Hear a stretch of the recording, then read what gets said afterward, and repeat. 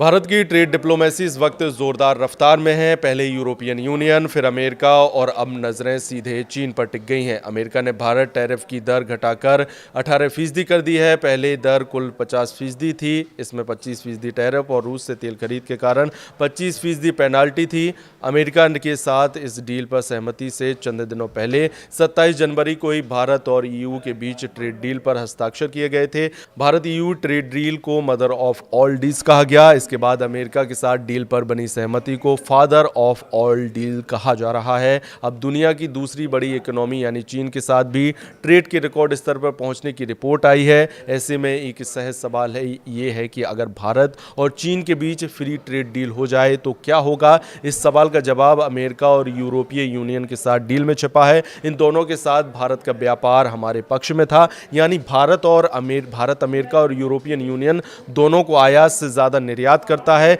इस कारण इन पक्षों ने भारत के साथ ट्रेड डील करने को असहमति दी। उनको भारत के साथ डील के लिए मजबूर होना पड़ा। लेकिन चीन के साथ स्थिति उलट है। भारत चीन से आयात बहुत ज्यादा और निर्यात बहुत कम करता है। ऐसे में अमेरिका और यूरोपियन यूनियन की तरह यहां भारत के पाले में गेंद है।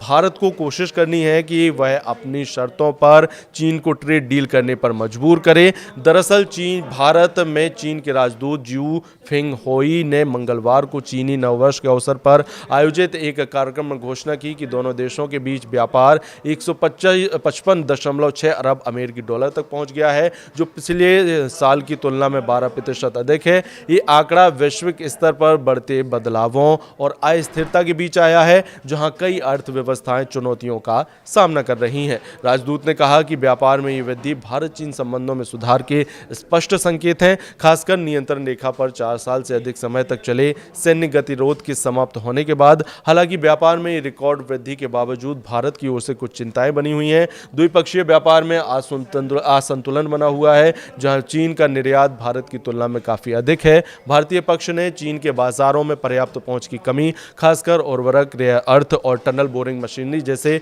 महत्वपूर्ण क्षेत्रों में निर्यात प्रतिबंधों पर चिंता जताई है। कुछ रिपोर्ट्स के मुताबिक 2025 में भारत का व्यापार घाटा 116 अरब डॉलर के करीब पहुंच गया है, जो रिकॉर्ड स्तर तक है। चीनी राजदूत ने कहा कि उनका देश कभी जानबूझकर व्यापार अधिशेष नहीं बनता। चीन न केवल विश्व का कारखाना बल्कि विश्व का बाजार भी बनना चाहता है। चीन का टैरिफ स्तर अंतर्राष्ट्रीय मानकों से कम यानी 7.3% है। विदेशी निवेश की नेगेटिव लिस्ट छोटी हो रही है और वीजा फ्री नीति का विस्तार हो रहा है। उन्होंने भारतीय कंपनी को चीन इंटरनेशनल इंपोर्ट एक्सपो जैसे प्लेटफॉर्म्स का उपयोग करने की सलाह दी, ताकि उच्च गुणवत्ता वाले भारतीय उत्पाद चीनी बाजार में पहुंच सकें और व्यापार घाटा सहयोगात्मक अधिशेष में बदल सके। 2020 में के गलवान घाटी संघर्ष के बाद दोनों देशों के संबंध 6 दशकों के निचले स्तर पर पहुंच गए थे, जिनमें 20 भारतीय सैनिक शहीद हुए थे। अक्टूबर 2024 में एलओसी पर गतिरोध समाप्त होने के बाद से कई कदम उठाए गए हैं, जैसे सीमा विवाद को सुलझाना